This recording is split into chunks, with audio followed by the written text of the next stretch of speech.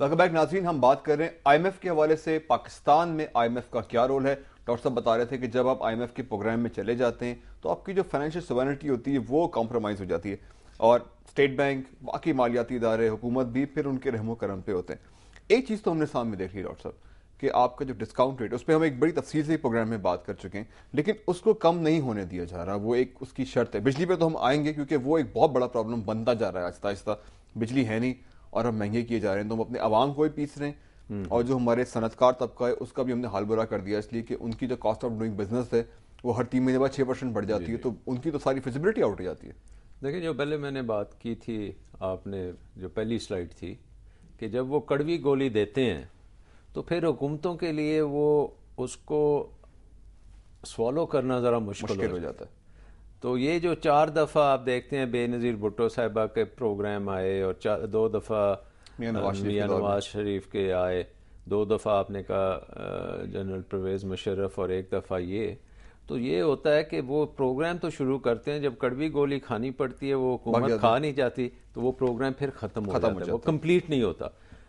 صرف 2 programmes complete ہوئے جو جنرل پرویز مشرف میں پہلے سٹینڈ بائی ایگریمنٹ تھا اس کو پھر کنورٹ کیا گیا into P R G F. P R G F کا مطلب ہے کہ پاورٹی ریڈکشن گروتھ فیسلٹی, یعنی کہ انہوں نے پھر ایک اسٹرکچرل ایڈجسٹمنٹ اکانومی کی کرنی تھی جس میں وہ آپ کو قرضے دیتے ہیں اور آپ پھر مشکل کام کرتے ہیں.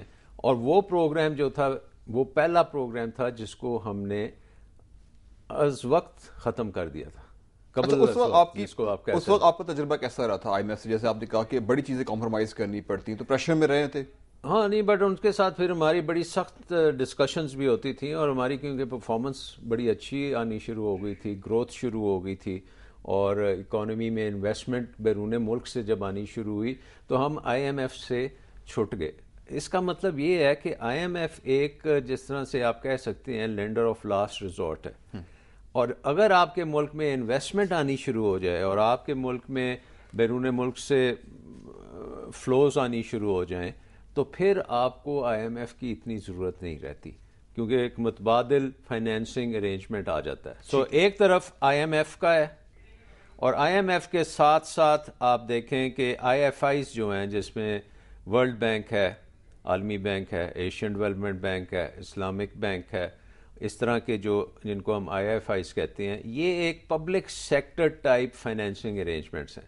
اور اس کے علاوہ ایک پوری دنیا میں گلوبل فائنینشیل جو مارکیٹس ہیں. ابھی ڈاکٹر صاحب نے شرائط کی بات کی ہے, ہم کچھ شرائط جو ہیں اپنے دیکھنے والوں کو دکھانا آپ سمجھ جائیں پلیز.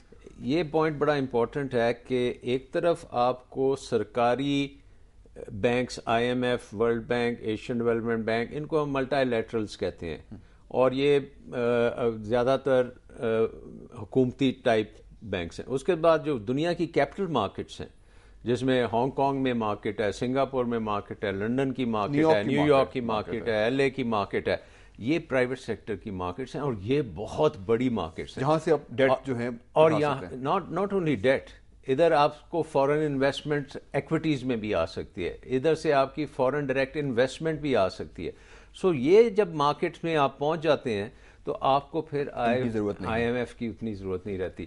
اور ہمارے وقت میں جب ہم نے آئی ایم ایف کو چھوڑا تھا اس وقت پھر ہمارے ملک میں بے شمار انویسٹمنٹ آنی شروع ہوئی اور 2007 میں آپ کے ملک میں $8 ارب کی فورن انویسٹمنٹ آئی اور اب آپ دیکھ رہے ہیں کہ وہ انویسٹمنٹ تو ختم ہو گئی کیونکہ ہم نے جو ایکشنز لیے جو پہلے ہم بات کر چکے ہیں, جی ڈی آرز نہیں کیے, یہ نہیں کیا, وہ نہیں کیا, اور کیپٹل فلائٹ ہوگی اور اس کی جگہ ہمیں سرکاری فائنینس ملی ہے آئی ایم ایف سے.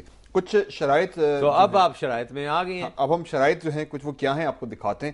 اس کے مطابق جو آئی ایم ایف کی شرائط ہیں وہ مالی سال 2010 اور 11 سے ویٹ کا یعنی کہ ویلیو ایڈڈ ٹیکس کا نفاذ ہے, سخت مانیٹری پالیسی اور جو ڈسکاؤنٹ ریٹ کے حوالے سے ہم بات کرتے ہیں, حکومتی اخراجات میں کمی, یہ ایک بہت بڑا کوشچن مارک ہے جس میں بات کریں گے, tax to G D P ratio میں اضافہ اور بجلی, گیس, پیٹرولیم مصنوعات اور دیگر پر سبسڈیز کا خاتمہ. یہ وہ شرائط ہیں جن کے حوالے سے ہم بات کر رہے تھے. سبسڈیز ہم دیتے آئے ہیں, اس پہ خاتمہ کیا جا رہا ہے. بجلی کی پرائسز تھس بڑھ رہی ہیں. اپریل سے مزید بات کی جا رہی ہے کہ اگر بجلی کی پرائسز بڑھائی گئیں تو ان کا اطلاق 1 اپریل سے ہوگا, اور یہ ہے وہ کڑوی گولی جو نگلنی پڑتی ہے. ڈاکٹر صاحب ایک ڈبیٹ ہے, وہ یہ ہے کہ جب ہم 2004 2005 2006 تک کی بات کر لیتے ہیں, جب جی ڈی آرز ہمارے ملک میں فلوٹ کی گئے, پرائیویٹائزیشن پہ بھی گئے, اس وقت جو انٹرنیشنل جن مارکیٹس کے آپ ذکر کر رہے ہیں وہ بڑی بوم پر تھیں.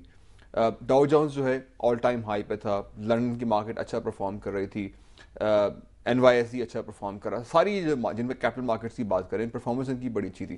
اس کے بعد ہی ڈاؤن فال جو آنا شروع ہوا ہے, تو ان کا اپنا سرمایہ بھی ڈوبا ہے. جی جی, کیونکہ یہ ایک بہت امپورٹنٹ آپ نے پوائنٹ اٹھایا ہے, اور اس کو سمجھنے کی بھی بہت ضرورت ہے.